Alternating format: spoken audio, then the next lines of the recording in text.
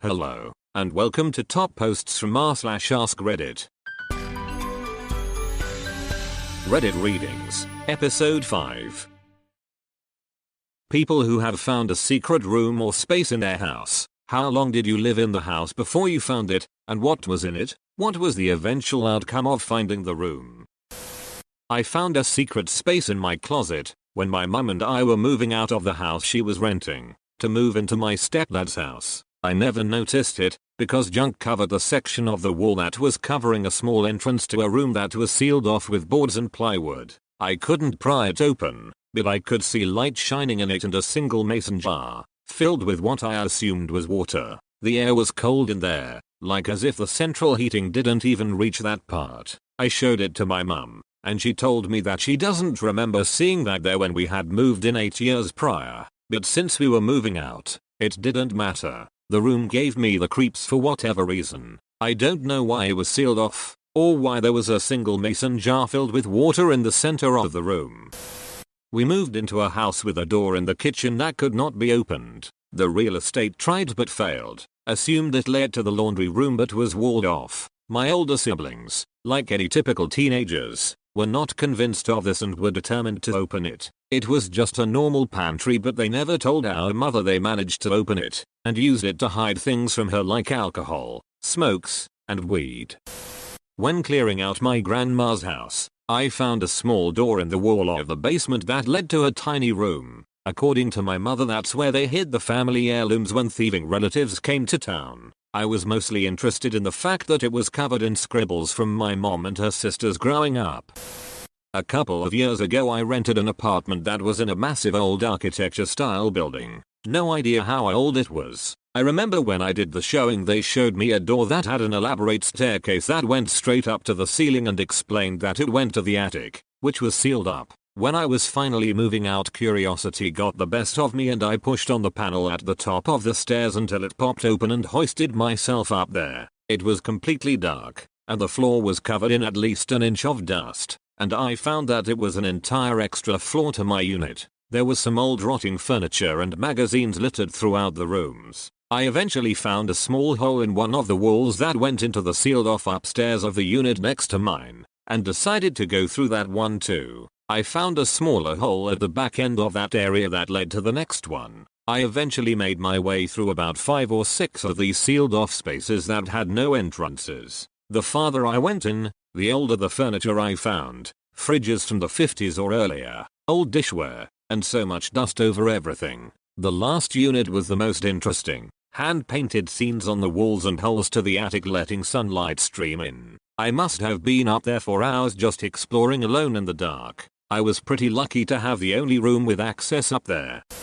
Back in college, some friends and I rented an old mansion that had been built in the early 1920s from an elderly lady. The place was falling apart, but it was huge and rent was dirt cheap. About 2 years into living there, I went to the basement to do some laundry and momentarily lost my balance, reaching out to steady myself using one of the wall panels. It flexed more than I expected, and after some inspection I found that it was removable. Behind it was a small, mostly empty, very dirty concrete room about 100 square feet. I say mostly empty because right in the middle there was a hole the size of a well that had been previously bricked up. It must have been old because the bricks had eroded at some point and exposed some of the hole. Maybe a 2-foot diameter circle out of the full 5 feet. After calling my friends down to look at it, I got the courage to creep a little closer and peer down into it. There was another room roughly the same size but deep, maybe 15 feet down, and mostly dirt. We shined a flashlight down into it and I could swear there was a teddy bear at the bottom.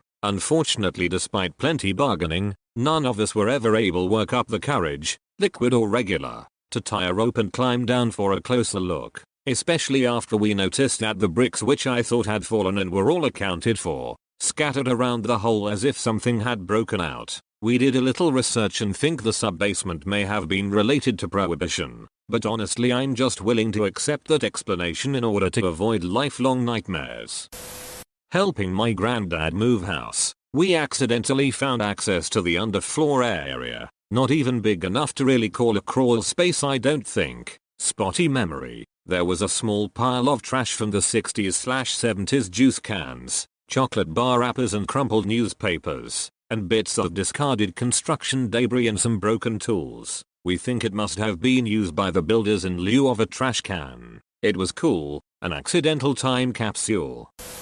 Bought a very rugged cabin with acreage a few years back. Cabin was built in the 70s. A friend of mine discovered a large attic which was surprising. There was no easy way into the attic. I knew there was space, but it did not appear to be as big as it was. Inside the attic was evident someone was living in there at one point, including a bloodied mattress. There were no lights, no comfort, just a sheet blocking off the part of the attic that didn't have some semblance of a floor, and a bloody mattress. This was all above my room. I got hella weird vibes in that house after that, and an earthquake ended up taking out the cabin shortly after. I tore it apart, salvaged a bunch of wood, and rebuilt a new cabin without the creepy vibes. The most unnerving part about the cabin was the previous owner. Upon finding news I had bought the land, came back just before I got the keys from the realtor and left a note that simply read, "Good luck," in the center of the living area. Just recently found a massive old tree on the land that had been previously scorched by fire,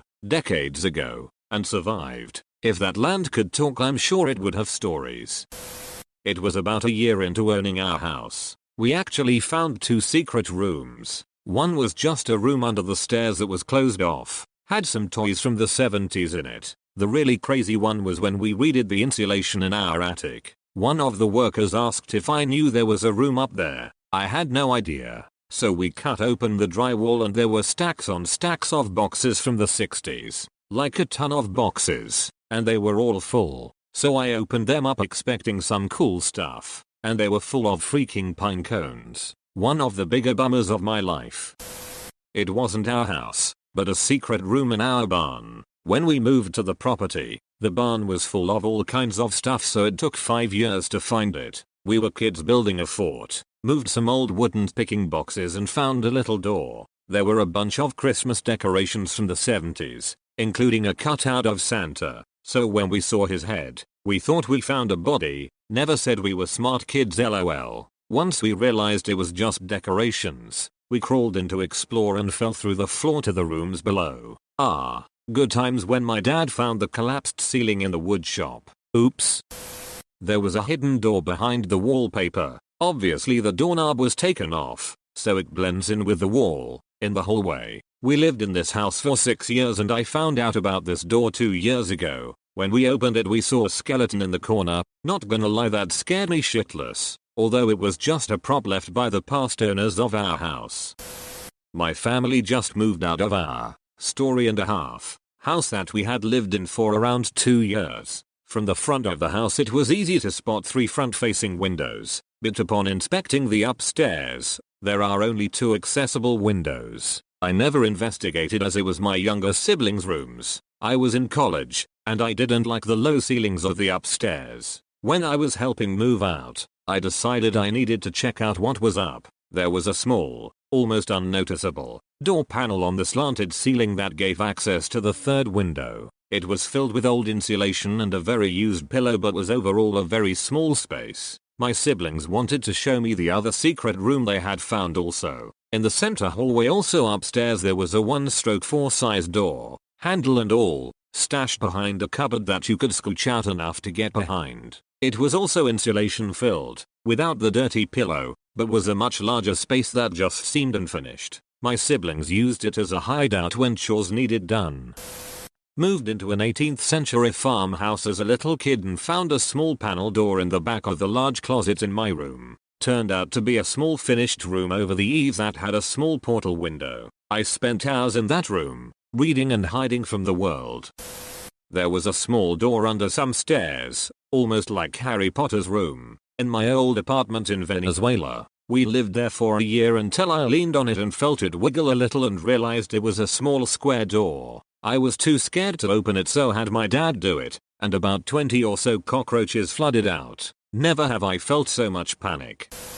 My sister and I shared the basement room of a house that we were renting. The owners had slept in that room when they lived in the house. All of the kids slept upstairs. We noticed that one of the panels of the wood wall looked loose, so our brother carefully pried it off. Behind that wood panel was a secret room that had monitors lining the wall along with a random assortment of items. The monitors were not hooked up to anything, but they explained why each room upstairs had holes in the corners of the ceilings. My mom ended up asking about it to make sure, and yup, the owners had cameras in their kids' rooms and we found the creepy headquarters. We moved out pretty soon after that.